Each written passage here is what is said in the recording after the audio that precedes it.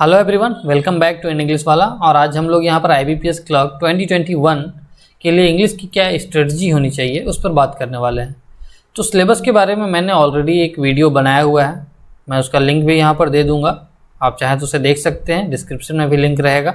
तो यहाँ पर हम लोग सबसे बेसिकली प्रीवियस ईयर क्वेश्चन का एनालिसिस करने वाले हैं। हम लोग इसे बहुत सारे पार्ट्स में पढ़ेंगे, यह पार्ट 1 है, ठीक है। इसके बाद हम लोग सिलेबस के एक एक टॉपिक को उठा करके उन टॉपिक्स में क्या स्ट्रेटजी होनी चाहिए हमारी, उस पर डिस्कस करेंगे। देखिए, सबसे पहले आपको यह समझना चाहिए कि एग्ज़ाम में क्वेश्चंस कौन कौन से सेक्शन से आते हैं। उसके बाद आपको ये जानना चाहिए कि क्वेश्चन की टाइप्स क्या हैं। चलिए बिना देर किए शुरू करते हैं। 2020 में IBPS क्लर्क की जो क्वेश्चन आई थी इंग्लिश की, उसके एक सेट की, ठीक है। मुझे नहीं पता कि ये कौन सा सेट था, बट एक सेट मुझे मिला, मैं इसे डिस्कस करता हूँ आप लोगों के साथ। यहाँ पर हम लोग बेसिकली एक ओवरव्यू लेंगे, समझेंगे कि क्वेश्चन का पैटर्न क्या है।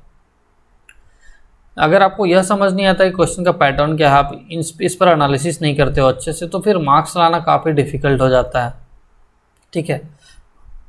तो देखिए, यहाँ पर सबसे पहले पैसेज दिया हुआ है, read the given passage carefully and answer the questions that follow, ठीक है। अब देखिए, यहाँ पर जो पैसेज है, बैंकिंग के एग्ज़ाम में, वो क्लर्क हो या फिर PO हो, किसी भी एग्ज़ाम में पैसेज SSC या फिर दूसरे एग्जाम से थोड़ा सा अलग होता है। यहाँ पर देखिए, इम्बोल्डेंड वर्ड्स आर गिवन हियर, देखिए फेमिन, स्टारिंग, श्रिंकिंग, ये सारे वर्ड्स दिए हुए हैं। आपको ये समझ में आ गया कि ये जो पैसेजेस हैं वो SSC से थोड़े से डिफरेंट हैं। चलिए, और भी एक चीज़ देखिए, क्या डिफरेंस यहाँ देखने को मिल रहा है। यहाँ पर देखिए, एक पूरा का पूरा सेंटेंस यहाँ पर दिया हुआ है, ठीक है। एक्चुअली ये मुझे अभी मेरे पास राइटिंग पैड है नहीं, राइटिंग पैड 2-3 दिन में आ जाएगी तो फिर मैं अच्छे से लिख पाऊँगा, ठीक है। अभी बस मैं ऐसे ही आप लोगों को बता रहा हूँ। यहाँ पर देखिए, पूरा का पूरा एक सेंटेंस दिया हुआ है और एक ब्लैंक है। इस ब्लैंक में आपको कुछ फिल करना है। देखिए, अब इन हाईलाइटेड और इम्बोल्डेंड पार्ट से रिलेटेड बहुत सारे क्वेश्चंस भी इसमें आते हैं। चलिए, क्वेश्चन के टाइप्स देखते हैं हम लोग। यहाँ पर हम लोग अभी पैसेज सॉल्व नहीं कर रहे हैं, पैसेज सॉल्व करना नहीं सीख रहे हैं, बस क्वेश्चंस देख रहे हैं कि कैसे क्वेश्चंस आए थे एग्जाम में, ठीक है। चलिए, यहाँ पर फर्स्ट क्वेश्चन हम लोग पढ़ते हैं। Which of the following can be correctly inferred from the given passage. देखिए, इन्फर का मीनिंग क्या होता है? अनुमान लगाना, या फिर हिडन मीनिंग, या फिर आप बोल सकते हो जिस्ट और सेंट्रल आइडिया। किसी भी एक स्टेटमेंट का सेंट्रल आइडिया हो सकता है या हिडन मीनिंग हो सकता है, ठीक है। एक्चुअल मीनिंग जो कहना चाह रहा है, या फिर हिडन मीनिंग, या फिर किसी पैराग्राफ का हो सकता है, ठीक है। यहाँ पर देखिए, पैसेज का ही पूछा जा रहा है, पैराग्राफ भी नहीं, जबकि पूरे पैसेज का ही पूछा जा रहा है कि सेंट्रल आइडिया क्या है। तो यहाँ पर ऑप्शन देखिए कैसे देते हैं, 1, 2 एंड 3 ऐसा दिया हुआ है। इन तीनों में से कौन सा सही होगा, या फिर कोई 2 सही होगा, ऐसे यहाँ पर ऑप्शन दिया गया है,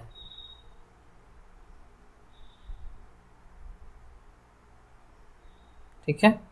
तो कुछ भी सही होता है, only 1, only 2, only 3, only 4। Number 2 देखिए, पैसेज को हम लोग सॉल्व करना सीखेंगे अलग तरीके से, ठीक है ना। अलग क्लास हम लोग पैसेज के लिए ही लेंगे। यहाँ पर बस क्वेश्चंस का ओवरव्यू हम लोग ले रहे हैं। According to the passage, which of the following have adversely affected the earth's capacity to produce food, ठीक है। तो अब यहाँ पर आंसर बहुत सारा हो सकता है। यहाँ 1, 2, 3 में कुछ ऐसा भी प्रैक्टिकल जो रियल एग्जाम्पल्स है, रियल रीजन है, जो अर्थ के कैपेसिटी टू प्रोड्यूस फूड को कम कर रहे हैं, ठीक है, अफेक्ट कर रहे हैं, वो हो सकते हैं। लेकिन आपको उन्हें आंसर टिक नहीं करना है, आपको अकॉर्डिंग टू द पैसेज ही यहाँ पर चलना है। नंबर 3 देखिए, which of the following statement is are true with reference to the information provided in the passage, ठीक है। यहाँ भी आपको पैसेज पूरा पढ़ना होगा, उसके अकॉर्डिंग ही आप आंसर दे सकते हो, 1, 2 या 3 कौन सा सही है। चलिए, नंबर 4 देखते हैं।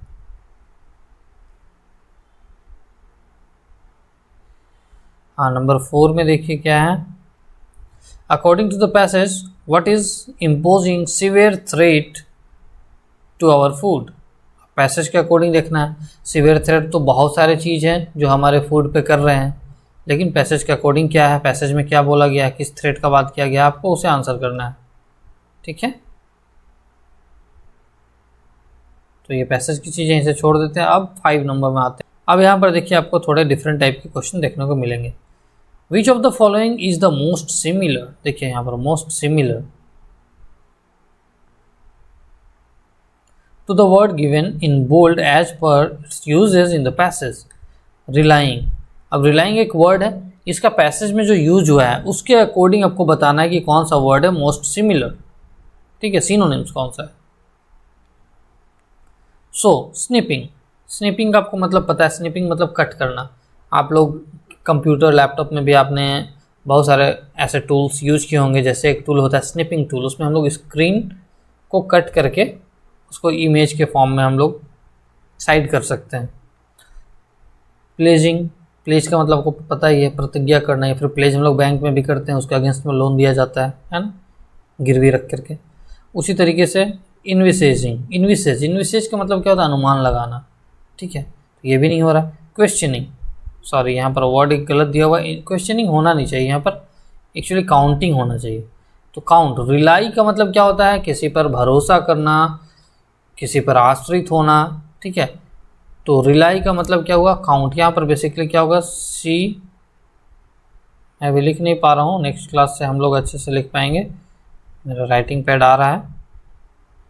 Counting, COUNT। So rely on या फिर काउंट ऑन, इसका मतलब क्या होता है, किसी पर आश्रित होना। So answer is counting. यहाँ पर क्वेश्चनिंग नहीं है, ये क्या है, काउंटिंग है। ये यहाँ पर गलत टाइपिंग हो गया आई थिंक। चलिए अब 6 नंबर देखते हैं। Which of the following word best fits the given blank in the passage. So passage में जो ये ब्लैंक दिया हुआ है, इसके लिए द मोस्ट सुटेबल वर्ड कौन सा होगा इन चारों ऑप्शन में से, जो नीचे ऑप्शन दिए हुए हैं। सो देखिए पैसेज में हमने देखा था कि एक इनकम्प्लीट सेंटेंस, जो यही सेंटेंस ये दिया हुआ था, जो इम्बोल्डेंट था, हाईलाइटेड था। ठीक है, तो उससे रिलेटेड आ गया अब यहाँ पर आप क्वेश्चन, आप आसानी से उसे पैसेज में देख सकते थे, उसे रिलेट करके जल्दी से आप आंसर कर सकते थे। कि पैसेज का सेंट्रल आइडिया अगर आपको समझ में आ गया तो बहुत सारे क्वेश्चन आप ऐसे ही कर दोगे। ठीक है, पूरा पैसेज पढ़ने का भी ज़रूरत आपको नहीं है, तो वो सारी चीज़ें हम लोग सीखेंगे बाद में। सो यहाँ पर ऑप्शन है बहुत सारा, A kill, B preserve, C consume, neglect and abandon. तो अगर आप पैसेज पढ़ोगे तो ही पता चलेगा, हमने पैसेज तो पढ़ा नहीं है इसलिए इसे छोड़ देते हैं। 7 नंबर देखते हैं। Which of the following is the most similar to the word given in bold as per its usages in the passage. ठीक है, मतलब मोस्ट सिमिलर। फेमिन, फेमिन का मतलब क्या होता है, अकाल, अकाल का मतलब क्या होता है, कमी, है ना, चीज़ों की कमी हो गई है। सो अबंडेंस, अबंडेंस का मतलब क्या होता है, अधिकता, बहुत ज़्यादा, प्रचुर मात्रा में होना। ठीक है ना। एडेक्वेसी का मतलब भी क्या होता है, पर्याप्त, मतलब काफ़ी है, कम नहीं है। अफ्लुएंस का मतलब भी वही होता है, अबंडेंस, सिनोनिम्स ही हैं, ज़्यादा। एक्सेस, एक्सेस का मतलब भी देखिए ज़्यादा होता है, सबको पता है। स्कैंटीनेस, ठीक है, स्कैंटीनेस का मतलब होता है कमी। सो अगर आप पैसेज नहीं भी पढ़े हो तो भी इस क्वेश्चन का आप आंसर कर सकते हो। ठीक है, अगर आपकी थोड़ी वर्ड पावर अच्छी है। 8 नंबर देखते हैं। Which of the following words used in the passage is the most opposite, देखिए यहाँ पर क्या बोल रहा है, most opposite to the given word in bold. Word क्या दिया, सस्टेनिंग। सस्टेनिंग मतलब क्या, सस्टेन, आपने सुना होगा सस्टेनेबल डेवलपमेंट गोल्स, जो यूएनओ का गोल्स है ना, सस्टेनेबल डेवलपमेंट के लिए, कि हम चीज़ों का, रिसोर्सेज का यूटिलाइजेशन, यूजेज, या फिर हम बोल सकते हैं एक्सप्लॉइटेशन ना करें, ताकि वो आने वाले फ्यूचर जनरेशन के लिए भी अवेलेबल रहें वो चीज़ें, ना कि ख़त्म हो जाए। ठीक है, तो सस्टेन करने का मतलब क्या होता है, उसे बरकरार रखना, मतलब कम ना होने देना। बढ़ जाए तो ठीक है, बट वो कम ना हो, तो सस्टेन का मतलब ये होता है। सो देखते हैं हम लोग मीनिंग यहाँ। ए मतलब ग्रो है तो बढ़ रहा है, तो सिमिलर के जैसा मीनिंग दे रहा है। फ्लडिंग, फ्लडिंग का मतलब क्या होता है, ये भी बढ़ना होता है, जैसे हम लोग बोलते हैं ना। अब एग्जैक्टली इसे आप लिटरल मीनिंग मत लीजिए, फ्लड मतलब बाढ़ आ जाना, लेकिन अब हम लोग बोलते हैं जनरली क्या, कि जैसे सपोज इस बार धान की फसल बहुत अच्छी हुई है, तो हम लोग क्या बोल सकते हैं, इस बार धान की बाढ़ आ गई है। ठीक है ना, ये बोल सकते हैं, मतलब क्या है, ज़्यादा है, बहुत ज़्यादा हो गया ना। या फिर आप बोल सकते हो कि टोमेटो फ्लडेड द मार्केट, मतलब टोमेटो मार्केट में भर गया है, तो ये चीज़ हो सकता है। श्रिंकिंग, श्रिंक का मतलब होता है कम होना, तो देखिए एक वर्ड थोड़ा लग रहा है, close to the meaning. Marching, march का मतलब भी होता है बढ़ना, या फिर आगे बढ़ना, ये भी होता है। स्टारिंग, ये तो ऐसे भी रिलेट नहीं कर रहा है, छोड़ दीजिए। आंसर क्या हुआ आपका? श्रिंकिंग। बस एक ही मीनिंग जो है इसका जस्ट ऑपोजिट लग रहा है, बाकी कोई भी नहीं है क्लोज इसके, इसीलिए ये आसान था। आप पैसेज नहीं भी पढ़ते तो भी इसे बना देते। आगे अब आते हैं, देखिए क्वेश्चन नंबर 9। सबसे पहले डायरेक्शन देखिए क्या कह रहा है। In the given question a part of the sentence is printed in bold. ठीक है, सेंटेंस का एक पार्ट जो है वो क्या है? बोल्ड में प्रिंटेड है। Below the sentence alternatives to the emboldened part are given as A, B, C and D which may help improve the sentence। और उसके नीचे A, B, C, D करके कुछ ऑप्शंस दिए हुए हैं। अगर उन्हें हम लोग यूज करें emboldened पार्ट की जगह में तो फिर सेंटेंस का जो मीनिंग है वो सही हो जाएगा, इम्प्रूव हो जाएगा। और choose the correct alternative out of the given 5 options. In case the given sentence is correct your answer will be option E, that is no correction required. समझ में आ गया? अगर सेंटेंस सही है तो फिर नो करेक्शन रिक्वायर्ड, हमें answer tick करना है और आगे बढ़ना है।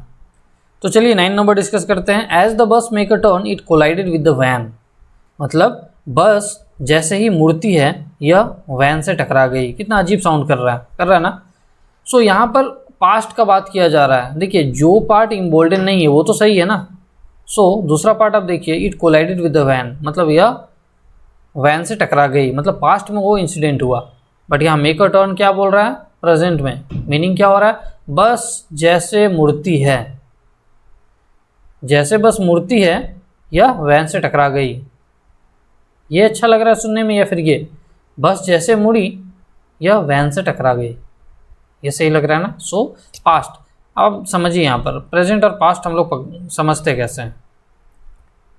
अगर आपको आपकी बेसिक्स ठीक नहीं है तो फिर मैं बेसिक्स की भी क्लास ले रहा हूँ अलग से, वो आप देखते जाइए, धीरे धीरे आपकी इंग्लिश ठीक हो जाएगी।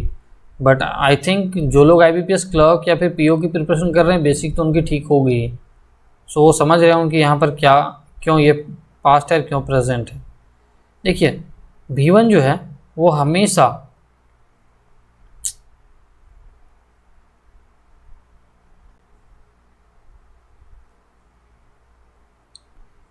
V1 जो है ये हमेशा प्रेजेंट होता है, ये बात को आपको ध्यान रखना है। एंड पास्ट की अगर बात करें तो V2 होता है। हालांकि V3 भी पास्ट में आता है, बट इसकी बात अभी हम लोग नहीं करेंगे। अगर V2 कहीं भी आपको दिख जाता है तो समझ जाइए V2 ही। देखिए कोलाइड में क्या लगा है? V2। इसका मतलब क्या है? ये पास्ट है। सो यहाँ पर भी पास्ट होना चाहिए, तो मेक भी क्या होना चाहिए? V2 होना चाहिए, दैट इज़ मेड होना चाहिए। अब देखिए मेड कहाँ पर है? एक ही जगह बस दिख रहा है आपको, मेड। ठीक है, तो आंसर इज डी। इतनी आसानी से आप इसे सॉल्व कर सकते हो, तो मीनिंग नहीं भी जानते हो तो भी। पास्ट में अगर बात कर रहे हैं तो पूरी बात पास्ट में ही करेंगे ना। जैसे सिंपल सा एग्जांपल लीजिए उनके लिए जो लोग बेसिक्स वाले हैं। जैसे राम सुबह उठता है और रोटी खाया। राम सुबह उठता है और ब्रश किया। कितना अजीब साउंड कर रहा है। राम सुबह उठा और ब्रश किया, पास्ट में बात करते हैं, अच्छा लग रहा है ना। बट राम सुबह उठता है और ब्रश करता है, प्रेजेंट में बात कर रहे हैं, अच्छा ये भी सही। सो आपको ये बात समझना है, प्रेजेंट एंड पास्ट को मिक्स नहीं करना है एक सेंटेंस में। चलिए नंबर 10 देखते हैं। आई होप आप यहाँ समझ गए होंगे। नंबर 10 देखिए, some residents are still wait for help. देखिए यहाँ पर क्या कह रहा है? Some residents are still wait for help days after flood waters inundated their homes। अब देखिए इज एम आर का यूज कैसे होता है। Is am are was were इन चीज़ों के साथ देखिए वर्ब का कौन सा फॉर्म होगा ऑलवेज, इस बात को आपको ध्यान रखना है। या तो V1 होगा या फिर V4 होगा। Is am are and was were इनके साथ क्या होगा? हमेशा या तो V1 होगा या V4 होगा। अब देखिए V1 उसी केस में होगा जब टू लगा होगा is an am are was were इन चीज़ों के साथ। ठीक है, is to am to are to were to. But देखिए यहाँ पर क्या वेट क्या है? V1 है। अब आर के साथ 2 तो लगा नहीं है, तो फिर V1 कैसे होगा, यहाँ पर तो ये गलत है। ठीक है, सो अब यहाँ क्या होना चाहिए, V4 होना चाहिए। V4 वाला को ढूंढते हैं हम लोग। चलिए, B एक हो सकता है और A हो सकता है, इन दोनों में V4 तो है। ठीक है, बट कभी भी R के साथ B नहीं होता है, RB है ना, विल भी होता है, शैल भी होता है, शुड भी होता है, ये सारी चीज़ें होता है, कैन भी, कुड भी, ये सारी चीज़ें होती हैं। RB तो नहीं होता है ना, MB तो नहीं होता है ना, इसीलिए A नंबर तो ऐसे भी गलत हो गया। आंसर क्या हो गया, वेटिंग फॉर हेल्प। ठीक है, देखिए हमने 10 नंबर का पूरा मीनिंग भी देखने का कोशिश नहीं किया और हमने आंसर फाइंड आउट कर लिया। तो यही है, आप पूरा मीनिंग क्यों ढूंढोगे, आपको यहाँ पर बस देखना था कि ये सही है या नहीं, गलत है या नहीं। ठीक है, बस हो गया। तो अब देखिए ऑप्शन नंबर 11 देखते हैं हम लोग। मीनिंग अगर आप जानना चाहते हो तो मैं बता देता हूँ उनके लिए जिन्हें मीनिंग नहीं पता, कि फ्लड वाटर से मतलब बाढ़ की पानी घरों में, उनके घरों में भर जाने के बाद भी कुछ रेसिडेंट्स अभी भी हेल्प के लिए इंतज़ार कर रहे हैं। ठीक है, कभी भी देखिए आईएनजी लगता है ना, तो रहा है, रही है, रहे हैं आ जाता है, मतलब एक कंटिन्यूअस का सेंस देता है। आईएनजी मतलब क्या, कंटिन्यूअस का सेंस देता है। उनका वेट जो है, पानी भरने के बाद भी वेट कर रहे थे, अभी भी वेट कर ही रहे हैं, मतलब वेट वो कर ही रहे हैं। ठीक है ना, सो कंटिन्यूएशन का सेंस दे रहा है। और भी एक चीज़ होता है, has been, have been plus V4, वो अलग चीज़ें हैं, हम लोग बाद में बात करेंगे उसके बारे में। बट आईएनजी है मतलब कंटिन्यूएशन का सेंस आएगा ही किसी ना किसी तरीके से। चलिए नेक्स्ट हम लोग देखते हैं 11 number. He was known to work hard and paying attention to the details। देखिए, He was known to work hard and paying attention। अगर आपको याद हो, मैंने पढ़ाया था आप लोगों को क्या, बेसिक कर। देखिए बेसिक से भी अधिकतर क्वेश्चन तो बेसिक से ही है। अभी तक मैंने 7 या 8 वीडियोस बनाया है, उसमें से 5 क्लासेस आई थिंक मैंने बेसिक्स का ही लिया हुआ है। सो क्वेश्चन देखिए उसमें से आया हुआ है, मतलब मैंने उन लोगों के लिए वो वीडियोस बनाया है जिन्हें इंग्लिश नहीं आती है। देखिए उससे क्वेश्चन आया। अब बहुत से लोग जिन्हें इंग्लिश आती है वो यहाँ गलती करके आ जाएंगे, उन्हें लगेगा ये सेंटेंस तो सही है, he was known to work hard and paying attention to details. वाह, सही तो है, वह मेहनत करने के लिए जाना जाता है और डिटेल्स में चीज़ों को ध्यान देने के लिए जाना जाता है। ठीक है ना, बट यहाँ पर देखिए क्या प्रॉब्लम है। मैंने आपको पढ़ाया था पैरेललिज्म। पैरेललिज्म अपने आप में एक बड़ा चैप्टर है, बट मैंने आपको उसका एक छोटा सा ब्रीफ में इंट्रोडक्शन दिया था, उसी से रिलेटेड यहाँ क्वेश्चन है। देखिए एंड यहाँ पर कनेक्ट कर रहा है। ठीक है, किसे किसे कनेक्ट कर रहा है, देखिए वर्ब, वर्क एंड पे, है ना, work hard and pay attention, इन दो वर्ड को कनेक्ट कर रहा है। एक छोटा सा एग्जांपल लेते हैं हम, आपको समझ में आ जाएगा। हमेशा देखिए बड़े बड़े सेंटेंस या बड़े बड़े एग्जांपल्स मत लिया कीजिए, आप फंस जाओगे, आप याद नहीं रख पाओगे। छोटे से एग्जांपल लीजिए, मैंने जो दिया था वैसे ही कुछ एग्जांपल आपको देता हूँ। जैसे राम सुबह उठता है, ब्रश करता है और रोटी खा रहा है। ये सही लग रहा है आपको, या फिर राम सुबह उठता है, ब्रश करता है, रोटी खाता है? कितना अच्छा लगा, मतलब उठता है, ब्रश करता है, नाश्ता करता है, अच्छा लग रहा है। उठता है, ब्रश करता है, नाश्ता कर रहा है, मैच नहीं किया ना। पैरेललिज्म का मतलब क्या हुआ कि आप सेंटेंस को जिस तरीके से बोल रहे हो उसे आगे भी उसी तरीके से बोलोगे। ठीक है, सो यहाँ पर आप देखिए पेइंग अटेंशन तो यहाँ पर सही है क्योंकि हाईलाइटेड पार्ट नहीं है। ठीक है, सो हमें अब पेइंग अटेंशन को बेस बना के चलना होगा, किसके लिए, वर्क के लिए, है ना।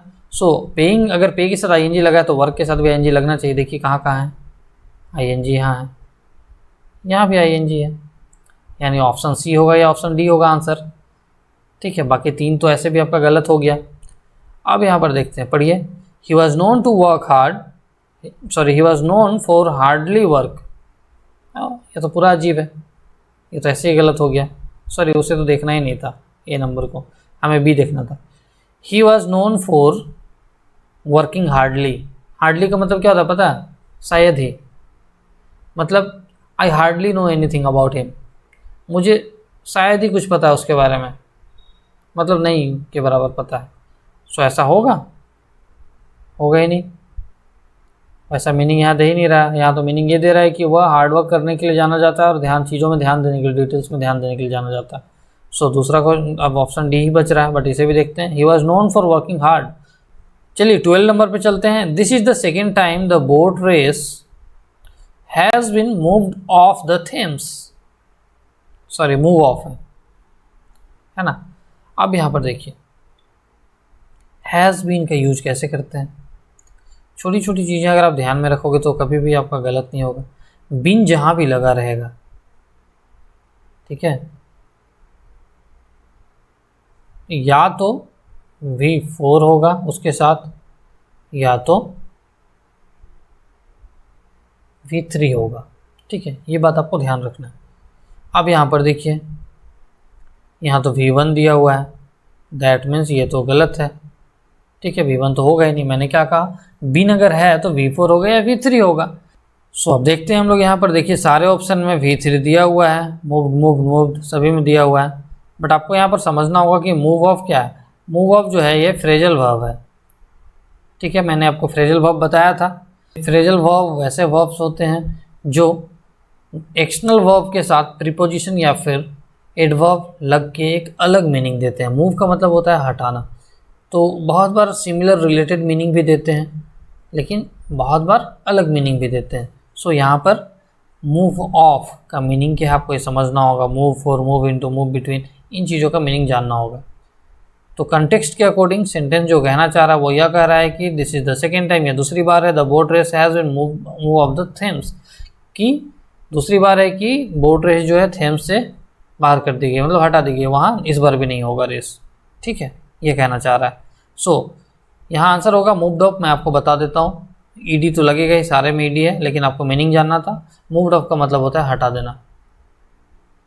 चलिए यहाँ पर रिजल्ट ऑफ जानना था आपको, नहीं जानने से सॉल्व नहीं कर पाओगे सही से क्वेश्चन।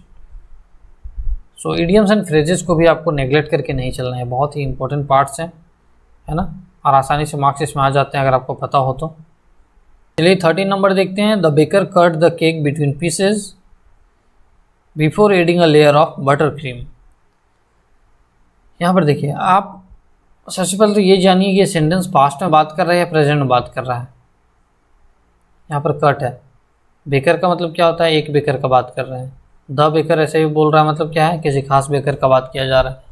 अगर वो ऐसा है तो फिर यहाँ पर अगर प्रेजेंट में बात करते तो यहाँ क्या होना चाहिए था, कट्स होना चाहिए था, जबकि यहाँ पर कट है।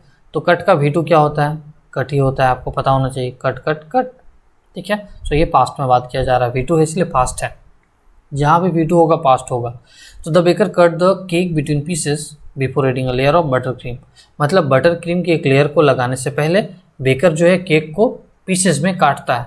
तो देखिए यहाँ पर भी फ्रेजल वर्ब आ गया, cake, cut the cake between pieces, ये तो रॉन्ग है, होता ही नहीं है ऐसा। क्या होता है, कट इनटू पीसेस, हम लोग पीसेस में काटते हैं। तो देखिए कट इनटू कहाँ कहाँ है, कट इनटू यहाँ भी है, कट इनटू यहाँ भी है, तो आंसर क्या होगा, ए या सी में से एक होगा। कट इनटू पीस है यहाँ पर लिखा हुआ, और यहाँ कट इनटू पीसेस है। अब क्या होगा, किसी भी एक चीज़ को जब काटते हैं तो दो हो जाता है, दैट मीन्स प्लूरल हो जाता है ना, इसलिए इस लगाना होगा। So cut into pieces answer होगा आपका। आई होप आप समझ रहे होगे। चलिए 14 नंबर देखते हैं।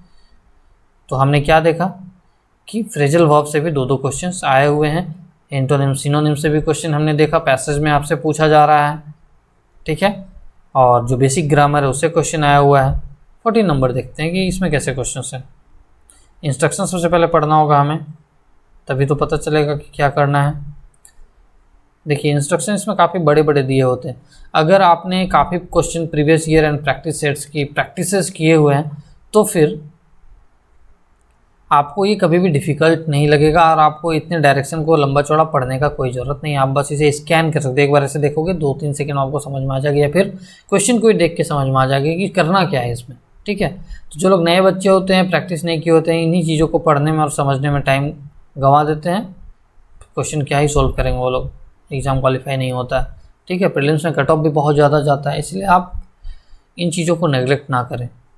डायरेक्शन पढ़ने में ज़्यादा टाइम बर्बाद करने का ज़रूरत नहीं है। तो चलिए देखते हैं क्या है डायरेक्शन में। In the following question a sentence with 4 words printed in bold is given. These words are numbered as 1, 2, 3 and 4.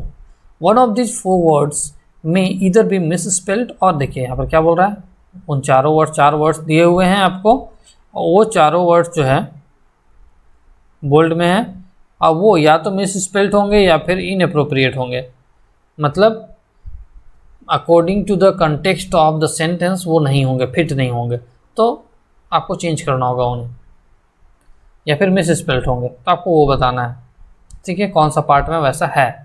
और अगर ऐसा दोनों में से कुछ भी नहीं है, दैट मीन सेंटेंस सही है, तो आपको आंसर क्या करना है, ई, that is all are correct. चलिए क्वेश्चन देखते हैं। सो क्वेश्चन क्या है, 14 नंबर पढ़ते हैं question. Motor vehicles are prohibited from driving in the town centre to avoid accidents. मतलब मोटर व्हीकल्स को प्रोहिबिट किया गया है, मतलब प्रतिबंधित किया गया है, रोका गया है, कहाँ जाने से, टाउन सेंटर में जाने से रोका गया है। क्यों, टू अवॉइड एक्सीडेंट्स, ताकि एक्सीडेंट्स ना हो। ठीक है, देखते हैं सबसे पहले मिस स्पेल्ड है क्या, व्हीकल्स, व्हीकल्स का स्पेलिंग तो सही लग रहा है, VHICLES vehicles. Prohibited, PROHIBATED, prohibited लिखा हुआ है, देखिए यहाँ पर मिल गया हमें, यानी यहाँ पर स्पेलिंग ही गलत है।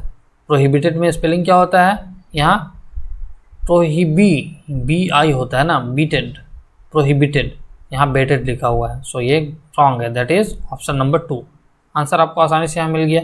देखिए यहाँ पर स्पेलिंग टेस्ट कैसे लिया जाता है, SSC वगैरह में या फिर दूसरे एग्जाम्स में क्या होता है, नॉर्मल 4 वर्ड्स दिए होते हैं, पूछा जाता है आपसे कि बताइए कौन सा वर्ड गलत है, बट यहाँ पर आपको एक मीनिंगफुल सेंटेंस के साथ दिया जा रहा है, तो यहाँ समझना भी आपको आसान है, मीनिंग समझना आसान है, और साथ ही साथ देखिए आपके लिए यहाँ पर अच्छा क्या है कि एक और ऑप्शन दिया हुआ है कि वो इनअप्रोप्रिएट भी हो सकता है, तो ये ज़्यादा आसान हो गया। ठीक है, so diet and exercise can influence a person's weight but heredity is also a factor. क्या कह रहा है कि डाइट और एक्सरसाइज जो है पर्सन के हेल्थ को यानी वेट को इन्फ्लुएंस तो कर सकते हैं, लेकिन hereditary is also factor. Hereditary का मतलब क्या होता है, अनुवांशिक, और हेरिडिटी का मतलब क्या होता है, अनुवांशिकता। ठीक है, सो आप ही सोचिए, अनुवांशिक भी एक फैक्टर है या फिर अनुवांशिकता भी एक फैक्टर है। ठीक है, हेरिडिटरी यहाँ पर जो है एडजेक्टिव है, ठीक है, एडजेक्टिव है ये, यहाँ पर रिक्वायरमेंट किस चीज़ की है, एक नाउन की रिक्वायरमेंट है, और नाउन क्या है, हेरिडिटी। सो यहाँ पर आंसर क्या होगा, हेरिडिटी होना चाहिए, ना कि हेरिडिटरी। आई होप आप समझ रहे हो, हेरिडिटी इज ऑल्सो फैक्टर, मतलब अनुवांशिकता भी एक फैक्टर है ना। कितना आप खाओ, बहुत लोग मोटे नहीं होते हैं, ठीक है, या फिर कुछ लोग होते हैं जो नहीं भी खाते हैं तो बहुत मोटे हो जाते हैं, तो हेरिडिटी भी होती है।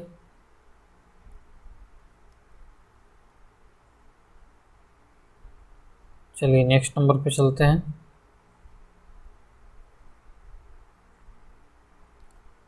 Next number is 16। Although she is a dreadful figure skater, the girl actually enjoys playing tennis more than the sports she excels. क्या कह रहा है कि भले ही वो एक ड्रेडफुल का मतलब होता है डरावनी फिगर स्केटर है, मतलब ज़बरदस्त स्केटिंग करती है, ठीक है ना, स्केटिंग में मतलब ग्रेट है।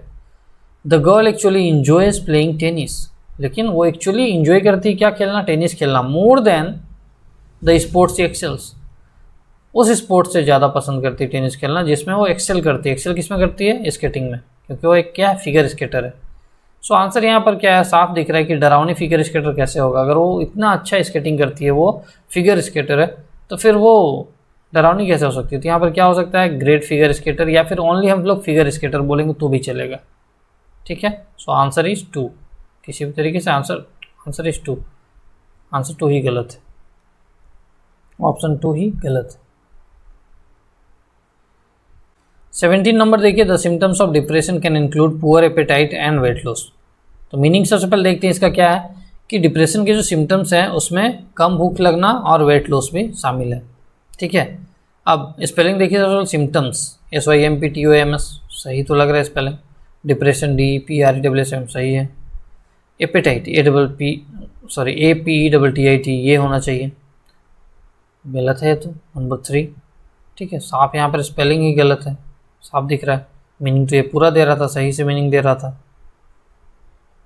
सो आप समझ रहे होगे क्वेश्चन कैसा पूछा जा रहा है। देखिए स्पेलिंग टेस्ट हमने देख लिया, फ्रेजल वर्ब्स का हमने यूज़ देखा, हमने बेसिक ग्रामर का देखा यूज़। अब आगे देखते हैं क्वेश्चन कैसे हैं। डायरेक्शन देखिए सबसे पहले, in the given statement some words have been highlighted. देखिए इसमें भी कुछ वर्ड्स को क्या किया गया है, हाईलाइट किया गया है, इम्बोल्डन किया गया है। This words may not be at the correct place. देखिए यहाँ पर क्या बोल रहा है कि ये वर्ड जो है करेक्ट प्लेस पे नहीं भी हो सकते हैं, मेकिंग द सेंटेंस ग्रामेटिकली और कंटेक्चुअली इनकरेक्ट। और गलत जगह पे रखेंगे तो ग्रामेटिकली भी गलत हो सकते हैं या फिर कंटेक्चुअली भी गलत हो, जिस कंटेक्स्ट में बात कहा जा रहा है वो भी शायद गलत हो जाए उसके मिसप्लेस होने की वजह से। तो choose the option which represents the correct sequence of words which will make the sentence grammatically और कंटेक्चुअली करेक्ट। ठीक है, सो हम लोग को सही वर्ड चूज करना है या फिर सही सीक्वेंस चूज करना है। अगर हम लोग वर्ड्स को उस सीक्वेंस में सजा दें तो ग्रामेटिकली या फिर कंटेक्चुअली सेंटेंस जो है सही मीनिंग देने लग जाए। चलिए, सो अगर आपने देखिए ऐसे क्वेश्चंस को सॉल्व किया हुआ है तो फिर एग्जाम में आपको इतना पढ़ने का जरूरत नहीं पड़ेगा। ठीक है ना, डायरेक्ट आप क्वेश्चन में जंप कर सकते हो। तो चलिए देखते हैं question. Though she is difficult girl, at times she can be extremely amiable to deal with. Meaning तो ये दे नहीं रहा है, हालांकि एक मीनिंग दे रहा है। देखिए भले ही वह एक मुश्किल लड़की है, मतलब डिफिकल्ट लड़की है जिसे डील करना मुश्किल हो। ठीक है, एट टाइम्स कभी कभी she can be extremely amiable to deal with, लेकिन कभी कभी मतलब उसे डील करना काफ़ी आसान हो जाता है, वो काफ़ी फ्रेंडली हो जाती है। या फिर हम लोग अगर ऐसे बोले इसे, चलिए इसे हम लोग थोड़ा एक्सचेंज करके देखते हैं। एट टाइम्स तो चेंज होगा नहीं, सो देखते हैं दो शी इज़ एमिएबल गर्ल, भले ही वह एक फ्रेंडली लड़की है या फिर जिसे डील करना आसान हो, आसानी से आप उससे बात कर सकते हैं, वैसी लड़की है। भले ही वह एक फ्रेंडली लड़की है, आप बोल सकते हैं at times she can be extremely difficult to deal with, लेकिन कभी कभी उससे डील करना काफ़ी मुश्किल हो जाता है। देखिए कितना अच्छा मीनिंग दे रहा है, ये सही मीनिंग दे रहा है। दैट मीन्स एमिएबल और डिफिकल्ट को हम लोग एक्सचेंज कर दे तो सही मीनिंग आ जाता है। सो ऑप्शन सी एंड ए को एक्सचेंज कर दे बी अपने प्लेस पे, मतलब सी ए बी। सी ए बी कहाँ है, ऑप्शन बी आ गया आंसर। सो चलिए अब 19 नंबर देखते हैं। 19 नंबर में देखिए क्या लिखता है, as one of the crew made overboard rescuer save heroic effort to fail him. Meaning ही नहीं दे रहा है। ठीक है ना, वर्ड्स को बहुत अजीब तरीके से मिसप्लेस किया हुआ है। हम लोग चेंज करके देखते हैं। As one of the crew save overboard, नई मीनिंग दे रहा है। फेल ओवरबोर्ड, हाँ मीनिंग दे रहा है कि जैसे ही क्रू का कोई एक मेंबर गिरा, रेस्क्यूअर सेव हीरोइक एफर्ट ना, rescuers made heroic efforts, rescuers ने हीरोइक एफर्ट किया, लगाया, है ना, टू क्या सेव हिम। हीरोइक एफर्ट क्यों किया, उसे सेव करने के लिए। मीनिंग आ गया। तो बी नंबर जो है कहाँ आ जाएगा, लास्ट में। तो बी नंबर लास्ट में किस में है, बी एन सी ऑप्शन में है ना। और फेल किया था as one of the crew fell overboard, तो सी नंबर जो है फर्स्ट पे चला जाएगा। ऑप्शन कौन सा हो जाएगा, बी आंसर। ठीक है, चलिए अब 20 नंबर देखते हैं। With hard dedication and appreciation he hope to earn the work of his peers. Meaning तो दे ही नहीं रहा है। हम लोग चलिए एक्सचेंज करते हैं, देखते हैं क्या हो सकता है। विथ हार्ड एप्रिसिएशन नहीं, विथ हार्ड वर्क, हाँ लग तो रहा है। मतलब सी नंबर को हम लोग अगर ए में डाल दे तो बढ़िया है। तो ऑप्शन बी और ऑप्शन डी में है सी पहले। ठीक है, with hard work and appreciation he hope to earn dedication of his peers, नहीं अजीब लग रहा है ना। लेकिन अब अगर हम लोग देखें, with hard work and dedication he hope to earn the appreciation of his peers, ये सही है। एप्रिसिएशन लास्ट में आ जाए तो मतलब हार्ड वर्क एंड डेडिकेशन के द्वारा उसे लगता है, वह उम्मीद करता है कि उसके जो पीयर्स हैं, उसके जो कलीग्स हैं, साथी हैं, वो उसकी प्रशंसा करेंगे कि हाँ ये हार्ड वर्क करते हैं, डेडिकेशन है बहुत इनमें, ऐसा। तो आंसर कौन सा हो जाएगा सही, एप्रिसिएशन बी लास्ट में आएगा। बी लास्ट में किस में है, ऑप्शन नंबर बी। तो आंसर क्या होगा, ऑप्शन नंबर बी। चलिए 21 नंबर देखते हैं। 21 To laid out the straightened rug, the maid crimpled several heavy books on the edges. ये भी मीनिंग नहीं दे रहा सही से। To laid out straightened rug ये क्या होता है, मतलब सीधा किए हुए दर्री को रखने के लिए मेड ने बहुत सारे हेवी बुक्स को एजेस में क्रिम्पल कर दिया, मोड़ छोड़ दिया। अजीब लग रहा है ना। यहाँ पर क्या होना चाहिए, चलिए एक्सचेंज करके देखते हैं। टू स्ट्रेटेन, टू के बाद जनरली वर्ब आता है तो लेट तो होगा नहीं। स्ट्रेटेन देखते हैं। टू स्ट्रेटेन आउट, हाँ मतलब सीधा करने के लिए। तो समझ में आ रहा है कुछ चीज़ है ऐसा जो क्रिम्पल हो चुका है उसे वो सीधा करेगी मेड, है ना। To straighten out the rug the maid laid several heavy books on the edges. क्या हो जाएगा, to straighten out the crumpled rug, मतलब किसे सीधा किया जा रहा है, क्रिम्पल्ड रग मतलब क्या हुआ, दर्री या फिर कुछ कारपेट में जो लोग बिछाते हैं वो सारी चीज़ें। तो मुड़े हुए रग को सीधा करने के लिए, स्ट्रेट करने के लिए मेड ने क्या किया, maid laid several heavy books on the edges, उसके एजेस पे जैसे मुड़ा हुआ रहता है ना दर्री वगैरह, उसे सीधा करने के लिए उसके एजेस में बहुत सारे हेवी बुक्स को रख दिया। तो आंसर क्या हो जाएगा, बी नंबर फर्स्ट में आ रहा है। फर्स्ट में बी नंबर किस में है, बस एक ही में है। आंसर आपका ए हो गया, पूरा ढूंढने का भी आपको ज़रूरत नहीं था। ठीक है, तो नंबर 22 हम लोग देखते हैं। The stage manager began to direct the actor where to stand. ये तो बहुत सही लग रहा है, मतलब स्टेज मैनेजर जो था वो एक्टर को डायरेक्ट करने लगा कि कहाँ पर खड़ा होना है। ये सेंटेंस बिल्कुल सही है, इसमें कुछ भी गलत नहीं है। ठीक है, चलिए नेक्स्ट बढ़ते हैं हम लोग आगे जल्दी से। 23 डायरेक्शन पढ़ लेते हैं पहले। In the given question a statement has been divided into 5 segments. एक स्टेटमेंट को 5 सेगमेंट में डिवाइड कर दिया गया, each of which is denoted by A B C D and E. Rearrange all the segments to form a coherent statement. मतलब एक statement है उसे 5 भागों में तोड़ दिया गया है, अब आपको उन पांचों को अरेंज करना है ताकि वो एक कोहेरेंट स्टेटमेंट बन सके। कोहेरेंट स्टेटमेंट बन सके का मतलब क्या है, एक मीनिंगफुल स्टेटमेंट बन सके, सही तरीके से लाइन से बन सके। तो चलिए देखते हैं पहला question 23। As my car broke down I trek to grocery took me. देखिए अजीब है, मतलब ये मैच नहीं कर रहा है। तो आगे देखते हैं। As my car broke down, क्योंकि मेरी कार ख़राब हो गई या ख़राब हो गई थी। आई हैड नो चॉइस, मेरे पास कोई चॉइस नहीं था, बट टू मेक अ क्या, स्टोर। स्टोर बनाएगा नहीं, स्टोर तो नहीं बनाएगा। मेक अ टुक, क्या करेगा, टुक तो अजीब है ना, लेगा नहीं, मीनिंग नहीं ले रहा है। Make a trek to the grocery, मतलब ग्रोसरी तक उसे क्या करना पड़ा, पैदल जाना पड़ा। ग्रोसरी टुक मैच नहीं कर रहा है, ग्रोसरी स्टोर मैच कर रहा है ना। तो देखिए सेंटेंस अरेंजमेंट मैं जो आपको बता रहा हूँ इतना पढ़ने का आपको ज़रूरत नहीं है ना। ये मात्र कितने 10 सेकेंड का क्वेश्चन है, 10 सेकेंड ओनली। 10 सेकेंड में आप मार सकते हो सही करेक्ट, सही ऑप्शन। ठीक है, तो ये सारी टेक्निक मैं आपको बताऊंगा बाद में, बस अभी मैं डिस्कस कर रहा हूँ ताकि आप समझ जाइए कि क्वेश्चन आता कैसे है। ठीक है, कैसे क्वेश्चंस पूछे जा रहे हैं। As my car broke down I had no choice but to make a trek to the grocery store. अब इतना आपको मिल गया तो आंसर आपको ऐसे भी मिल गया। ए के बाद क्या है, ए के बाद डी है हैड, फिर क्या है बी है ए डी बी। देखिए ए डी बी कहाँ पर है, एक ही ऑप्शन में, तो आंसर ये हो गया।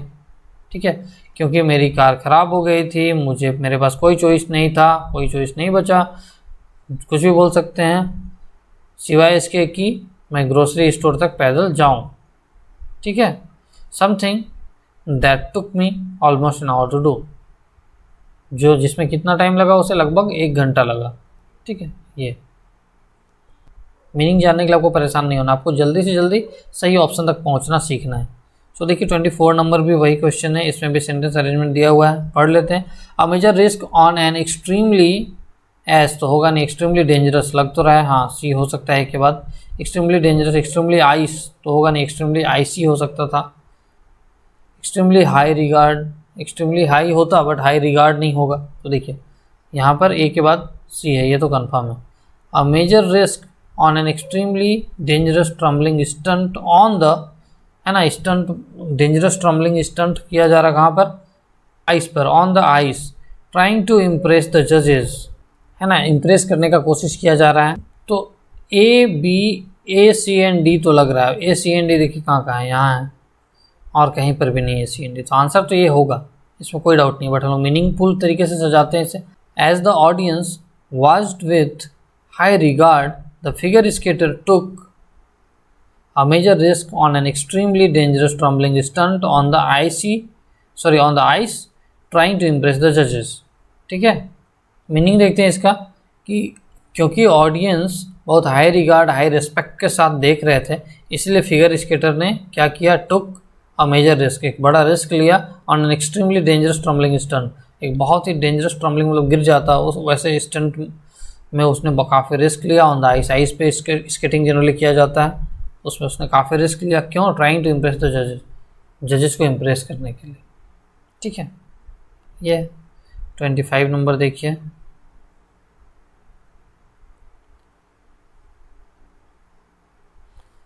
सेंटेंस रीअरेंजमेंट की क्वेश्चन बेसिकली ऐसी है, इसमें बहुत इजी टाइप के क्वेश्चंस होते हैं। ये 5 अगर क्वेश्चन दिए हुए हैं तो आप आसानी से, मुझे लगता है इसे 40-50 सेकेंड भी बहुत ज़्यादा हो जाता है, 30 सेकेंड तक में आप सॉल्व कर सकते हो आसानी से। The Kindle Fires are becoming and the, देखिए एंड से कभी सेंटेंस शुरू नहीं होता, तो ये तो होगा नहीं आंसर। चलिए, they can be carried easily. अब दे अगर बोल रहा है मतलब उसे पहले ही इंट्रोड्यूस किया होगा, तो इंट्रोड्यूस कहाँ किया होगा देखते हैं। इंक्रीजिंगली पॉपुलर, ये भी सेंटेंस शुरू नहीं हो सकता है। फ्रॉम से भी सेंटेंस नहीं हो सकता है, तो शुरू किससे होगा? ई से। ई से सेंटेंस कितने हैं? ए एंड ई, दो ही ऑप्शन हैं, ए और ई। तो portable devices such as iPads, है ना, डिवाइसेस का बात किया जा रहा है, मतलब केवल एक डिवाइस का नहीं, आईपैड का नहीं बात किया जा रहा, और भी 1-2 डिवाइस का नाम जरूर लिया जाएगा। तो क्या हो जाएगा?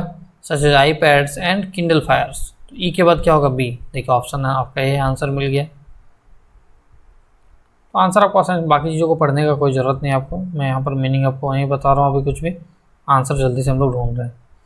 26 नंबर देखिए। 26 में क्या दिया है? The rescue workers still manage to, देखिए मैनेज टू डाउन एक हो सकता है, या फिर to a lot of buildings, ये भी नहीं हो रहा है। Manage to rubble of broken bricks, ये भी नहीं हो रहा है। तो manage to pull to injured people, देखिए यहाँ पर सही है। टू के बाद जनरली देखिए वर्ब आता है, हमेशा एक बात याद रखिए, टू के बाद क्या आता है? वर्ब आता है। यहाँ पर पुल क्या है? वर्ब है, इसलिए ए के बाद तो ई होगा ही होगा। ए के बाद ई देखिए इसमें है, और किसी में है? देखिए 4 ही ऑप्शन है यहाँ पर, एक और ऑप्शन देखते हैं। ए के बाद ई यहाँ पर भी है, ठीक है, इस ऑप्शन में ए के बाद ई है, तो बस 2 ही ऑप्शन आपका आंसर हो सकता है। ठीक है, तो देखते हैं।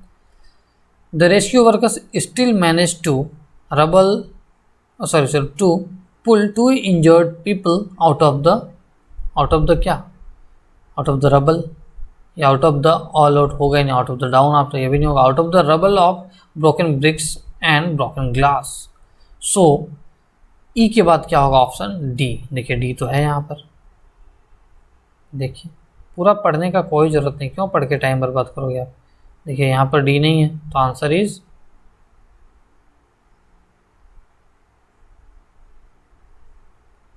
तो आंसर आपका क्या हो गया? डी हो गया।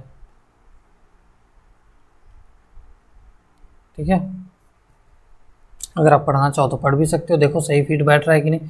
A lot of buildings came trembling down, देखिए आसानी से मिल गया सी के बाद भी, बाकी ए डी तो हमने कर ही लिया था। वैसे भी यहाँ पर मीनिंग देखकर हम लोग टाइम बर्बाद नहीं करेंगे, इससे अच्छे से हम लोग पढ़ेंगे कैसे सॉल्व करना है। अब देखिए यहाँ पर डायरेक्शन नेक्स्ट क्वेश्चन का, read the sentence to find out whether there is an error in it. The error मतलब आपको एरर फाइंड आउट करना है बेसिकली, यहाँ पर पूरा पढ़ने का कोई ज़रूरत नहीं है। चलिए क्वेश्चन देखते हैं। ये क्वेश्चन जनरली सारे एग्जाम में ऐसे इस पैटर्न के क्वेश्चन एरर फाइंड आउट के आते हैं, आप इसे देखिएगा तो आप खुद ही समझ जाओगे।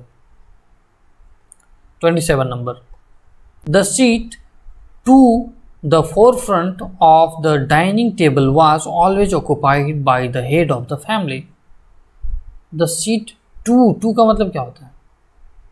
टू का मतलब या तो ज़्यादा होता है या फिर भी होता है, मतलब ये भी है ना। मी टू मतलब मैं भी, मी टू तो आपने सुना ही होगा ना। दिस इज टू मच मतलब ये बहुत ज़्यादा हो गया, बहुत ज़्यादा है ये चीज़। सो यहाँ पर टू अगर सही लग रहा है क्या? The seat to the forefront, set ही नहीं कर रहा है ना, of the dining table, dining table के सामने वाला सीट भी, के सामने वाला तो यहाँ पर आ ही नहीं रहा है, तो क्या हो जाएगा? The seat at the forefront, यहाँ पर एट होना चाहिए है ना, डाइनिंग टेबल के फोर फ्रंट के पास वाला जो सीट है was always occupied by the head of the family. वो हेड ऑफ द फैमिली के द्वारा ही हमेशा ऑक्यूपाई किया जाता था, मतलब हेड ऑफ द फैमिली ही हमेशा वहाँ पर बैठते थे, ये कहा जा रहा है। 28 नंबर देखिए।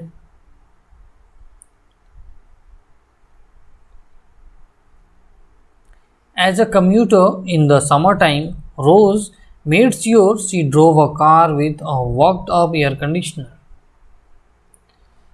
तो as a commuter in the summer time, मतलब समर टाइम में जनरली उसे कार से ही जनरली वो आना जाना करती थी। Rose made sure she drove a car with a worked air conditioner. ठीक है, रोज ने सुनिश्चित किया या फिर सुनिश्चित किया था कि वह एक वर्कड एयर कंडीशनर वाले कार को ही ड्राइव करेगी, या वर्कड एयर कंडीशनर के साथ ही कार को ड्राइव करेगी। सो वर्कड अप होता है या वर्किंग अप होता है, सॉरी वर्किंग अप नहीं, वर्किंग। ऐसा एयर कंडीशनर जो कार में काम कर रहा हो, एयर कंडीशनर तो है बट काम ही नहीं कर रहा है। So she made sure she drove a car with a working air conditioner. यहाँ पर क्या होना चाहिए, वर्किंग होना चाहिए, मतलब काम करने वाला एयर कंडीशनर जो काम कर रहा हो, न कि केवल दिखाने के लिए हो। सो चलिए 29 नंबर देखते हैं। Because the candidate had years of experience in sales he were quickly hired for the position. देखिए कैंडिडेट, कितने कैंडिडेट का बात किया जा रहा है, एक कैंडिडेट का बात किया जा रहा है ना, एस नहीं लगा हुआ, मतलब एक कैंडिडेट का बात किया जा रहा है। बट यहाँ पर ही उसे कहा जा रहा है, और क्या कहा जा रहा है, वेयर। तो यहाँ पर गलत है, साफ दिख रहा है ना, मीनिंग भी जानने का कोई ज़रूरत नहीं। बिकॉज द कैंडिडेट के पास जो था वो सालों का एक्सपीरियंस था सेल्स में, चीज़ों को बेचने में, तो इसीलिए वह जल्दी से उस पोजीशन के लिए हायर कर लिया गया। तो ही जो है सिंगल पर्सन है, ही के साथ वाज लगता है, वेयर नहीं लगता। कितना सिंपल। यहाँ पर आप देखिए सब्जेक्ट वर्ब अग्रीमेंट से क्वेश्चन आया हुआ है, इसे भी लोग गलत करते हैं।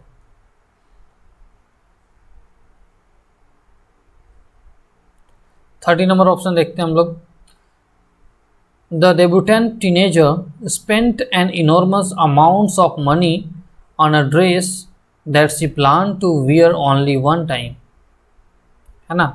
अब यहाँ पर आप देखिए an enormous amount लिखा हुआ है, an enormous amount,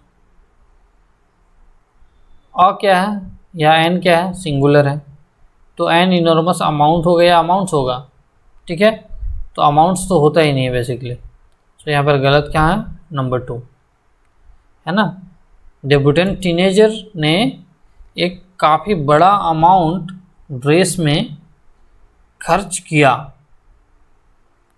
that she plan to wear only one time, जिसे उसने केवल एक बार पहनने का निश्चय किया था, बस एक ही बार पहनना था उसे, और उसने एक बड़ा अमाउंट उस पर क्या किया, खर्च किया।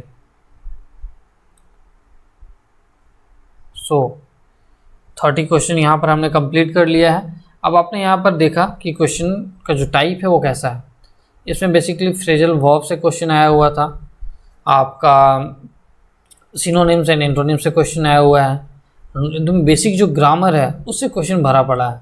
बेसिक ग्रामर ही आपको सेंटेंस अरेंजमेंट में हेल्प करने वाला है, एरर फाइंड आउट करने में हेल्प करने वाला है, सेंटेंस कंप्लीशन को फाइंड आउट करने में हेल्प करने वाला है, और स्पेलिंग टेस्ट से रिलेटेड हमें बहुत सारे वर्ड्स मिले। तो स्पेलिंग टेस्ट को आप कैसे, स्पेलिंग्स को कैसे स्ट्रॉन्ग कर सकते हो, आप बैठ के वर्ड्स अगर आप रट रहे हो तो आप स्ट्रॉन्ग नहीं कर पाओगे। आपको इसके लिए क्या करना होगा, आपको जो भी चीज़ें आप पढ़ रहे हो आप इंग्लिश में पढ़ो, और आप पढ़ते वक्त उन्हें ध्यान, इंपॉर्टेंट वर्ड्स जो भी आते हैं आपको पढ़ते हुए उन्हें आप ध्यान दीजिए, उनका मीनिंग भी देखते चलिए, साथ साथ स्पेलिंग भी देखते चलिए। उससे क्या होगा, ऑटोमेटिक चीज़ें आपके दिमाग में बैठते चले जाएंगी। आपको इसके लिए खास करके अलग से चीज़ों को याद, वर्ड्स को याद करने का ज़रूरत नहीं है अलग से, ठीक है। बहुत सारा 1000-2000 लिस्ट ऑफ वर्ड्स दे दिया जाता है, लोग याद करते रहते हैं। ऐसे याद करके आप एग्ज़ाम क्वालिफाई नहीं कर पाओगे, ठीक है। पहले SSC वगैरह में बहुत बार क्या होता था, क्वेश्चंस वर्ड्स जो होते तभी भी रिपीट होता रहता है, ठीक है। लेकिन बैंक में ऐसा नहीं होता, बैंक में भी रिपीट होता है, बट वर्ड्स जो है एक पार्टिकुलर कंटेक्स्ट में दिए रहते हैं, मतलब वर्ड्स का आपको यूजेज जानना जरूरी होता है, तभी आप अच्छा मार्क्स ला सकते हो उसमें, ठीक है। सो आई होप आप समझ गए होंगे, आज का क्लास आपके लिए बहुत बेनिफिशियल रहा होगा। ऐसे ही आप प्रीवियस ईयर क्वेश्चंस की एनालिसिस खुद से भी कीजिए, तभी आप अच्छे से प्रिपरेशन कर पाओगे, कम टाइम में ज़्यादा आउटपुट आप ला पाओगे, कम मेहनत में ज़्यादा आउटपुट, स्मार्टली प्रिपरेशन कर पाओगे। ठीक है, so thank you very much. मिलते हैं हम लोग नेक्स्ट क्लास में और भी इसी तरह के वीडियोज़ के साथ इंग्लिश की स्ट्रेटजी को अच्छे से समझने के लिए।